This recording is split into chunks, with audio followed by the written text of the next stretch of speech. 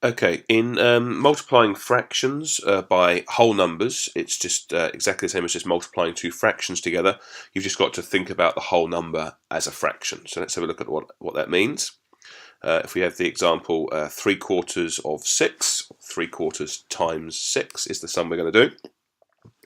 What we have to do is turn that into a fraction times a fraction. So we need to think about 3/4 as being 3/4, and if you think about what 6 is actually the fraction 6 ones, or 6 over 1, 6 wholes if you like.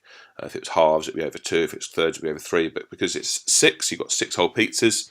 You can divide each one by 1, and you've still got 6 whole pizzas. So it's 6 is 6 ones, and if it was 8, it'd be 8 ones, and if it was 4, it'd be 4 over 1.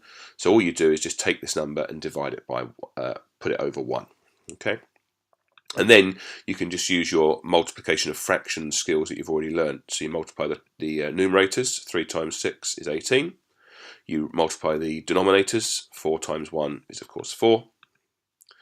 And then you just have to simplify those down. So in this case you can divide them both by 2, they're both even, so 18 divided by 2 is 9, and 4 divided by 2 would be 2, so it's 9 twos, or 9 halves. And then if you think what 9 halves is, 9 halves, well, if you've got 9 halves of a pizza, you've got 4 whole pizzas, and you'd have 1 half left over, so it's basically converting an improper fraction to a mixed fraction. So 9 halves is correct. If you put 9 halves down, you would be right, but they might ask you to turn it into a mixed number, so you just need to turn 9 halves into a mixed number, which is the answer 4.5.